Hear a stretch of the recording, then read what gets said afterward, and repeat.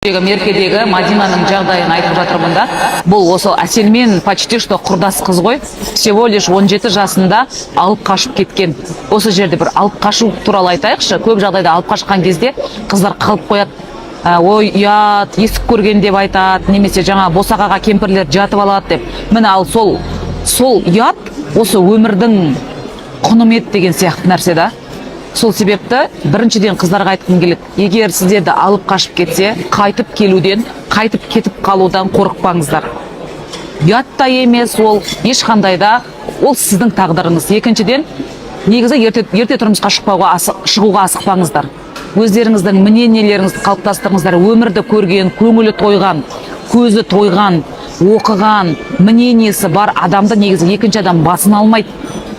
Сол себепті Әселге және осы эфирді көріп отырған 17-18 жастар қыздарға айтқым келеді да, тұрмысқа шығуға асықпаңыздар, өмір көріңіздер, оқыңыздар, ізденіңіздер, әлем аралаңыздар.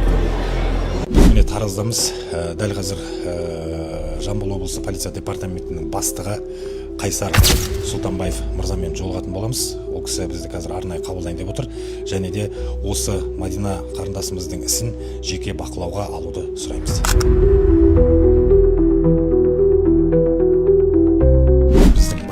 Осы Мадина қарындасымыздың ісін өзіңіздің жеке бақылауыңызға алсаңыз. Біздің бар өтініп сұрайтынымыз сол үшін ғана келгенбіз.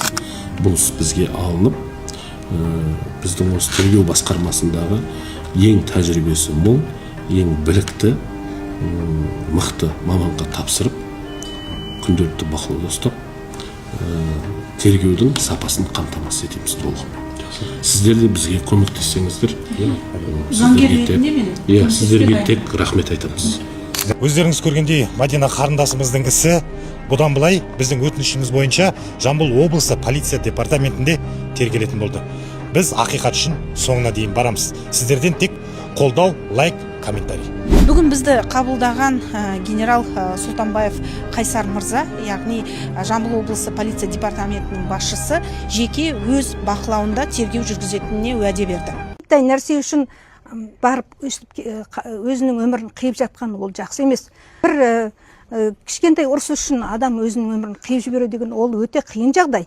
Қандай себеп болады ол? Қандай себеп болады? Мүмкін ол баланың психикасында бір ауытқу болды ма? Қандай бір күйзеліске түсті ма? Осы 2 жылға жуық оның анасы неге білмейді екен ол жағдайды? Жанындағы жан досымын деп сөйлеп жатыр жан досы. Осы жерлерде жүреді екен, көшеде келеді екен, осы үйге қонады екен. Неге сонда ол сондай жағдайды біліп тұрып, неге арашалап қалмады екен? Неге жар салмады екен сол кезде? Осы оқиғада мынандай нәрсе шығып жатыр, жаңағы оңтүстік өңір, осы Тараз жақ келінге өте қатты қарайды. Мүмкін қыспақ көрген шығар, келін айта алмаған шығар дейді. Сіздер жақта шында да солай ма? Дәстүрдің озары бар, тозары бар деп мүмкін. Сондай қыспақта отырған болсақ, мысалы мен 70-тен астым. Менің енем 100-ден асып отыр. Мен де азып тозып кететін едім. Ол келінді мен көргем бірнеше рет. Менің үйімде кішкентай келін медсестра, ана кішкентай баласын уколға алып келетін, өзі көтеріп есіктің алдына. Бұлай бетпе-бет көрмесем де, бірақ көретінмін. Әп-әдемі косметикасы бар, кірпігі жабыстырылған, сұп-сұлу келіншек. Енді зәбір көрген адам, күндер таяқ жеген адам жүре алмайды ау деп ойлаймын. Азып тозып кететін еді. Ол тем более жап-жас екен өзі, 17 жасында тұрмысқа шығыпты. Сол жағын білмеймін енді, анасы нағып соншама жас кезінде оны күйеуге берді екен. Неге оны оқытпады екен ары қарай? Ол жағын білмейді екен мен. Енді алып қашып кеткенде нағымен алып кетпейді екен, сондай өзі еркімен келмесе. Жақта әлі күнге дейін келінді солай қатал ұстай ма? Жоқ, келіндеріміз шорт киіп жүреді.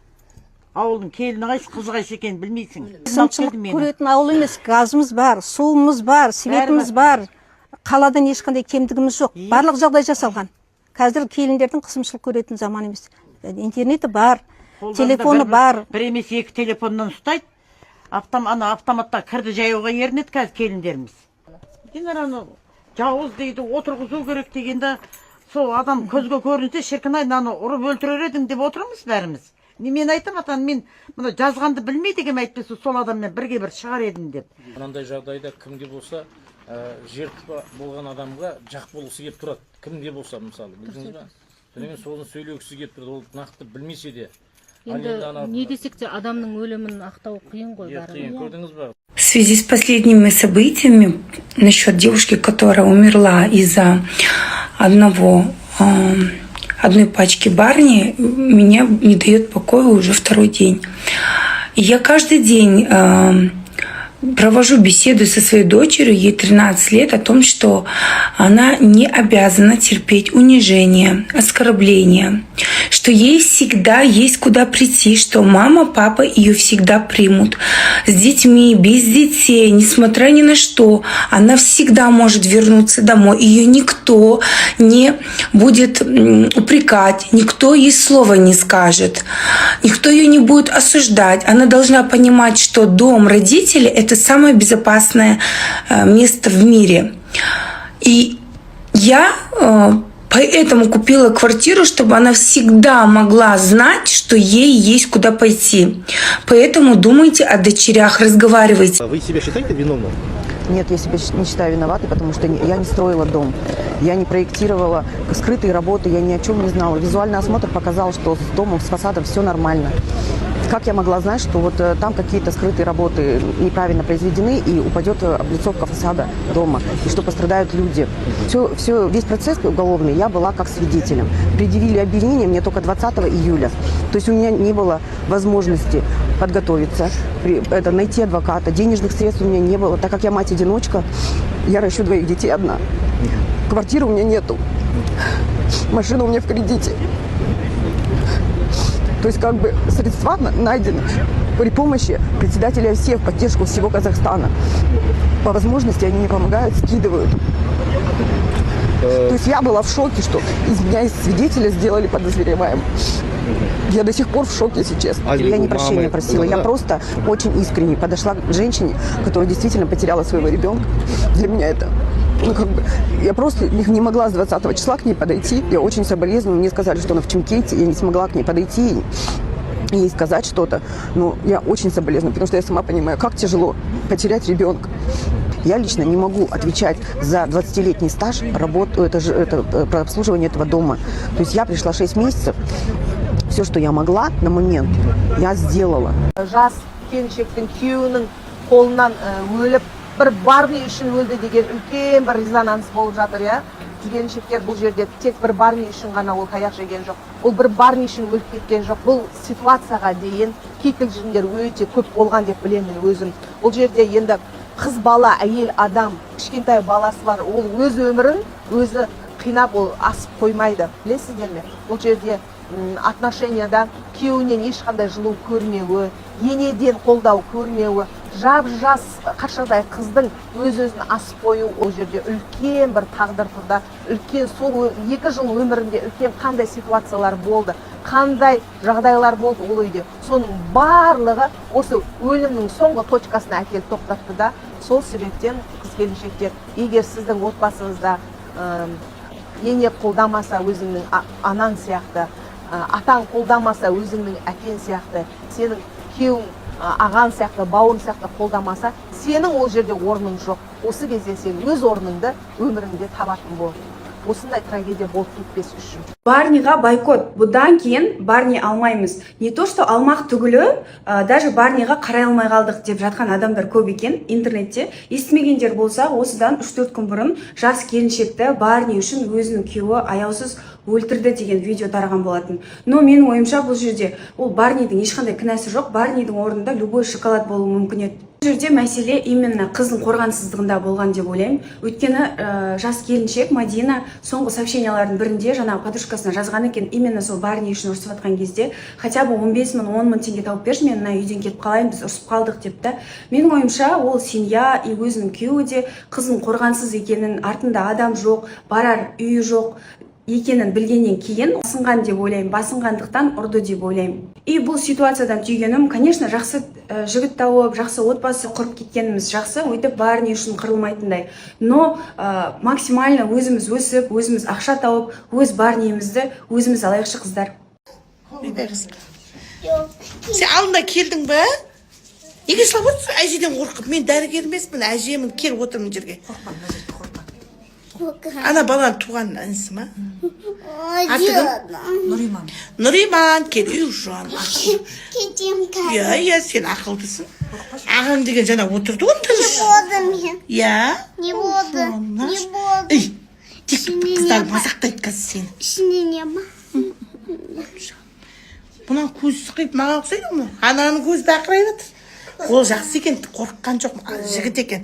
Мынау тек қыздар қысып бақ. Посмотрите, моя любимая племянница пришла. Может быть, даже будущий депутат. Да? Бәлкім. Қонақтан келіп, көйбей жұмыстан келсем, қожайын күш тап шай беріп жатыр маған. Қожайын. Рахмет. Ас болсын. Балық. Балық. Тек балық жақсы көретін білем. Әй, оны не қайдап батсыз? Жоқ. Мынау бар ғой шем ғой.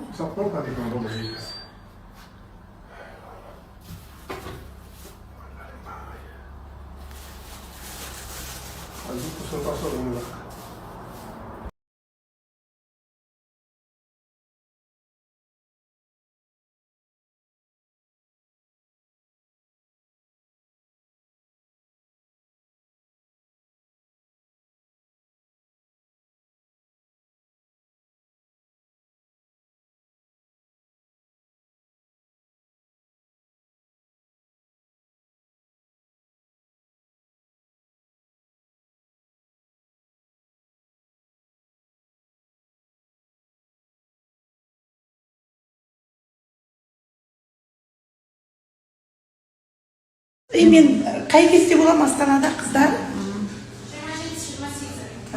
Не дейді, қай жеріміз ауырмыз дейді олар? Белден, протрузия өзінде. Күйеу балам тоже ауырады дейді белден. Белден, грыжа, протрузияға операциясы, отасы жақсы болады. Өзіңіз қай жеріңіз ауырып келеді? Мен ба? Иә. Менде аяқтан артрос кесайды ғой. Сол жақсы болды? Енді аяғымның кішкене ауырады кішкене. Бұрынғыдан қандай өзгеріс бар? Мен таңертең өтте тұра алмайтын орнымнан ұйықтауға сүйемін. Қазір тұрып жатырмын.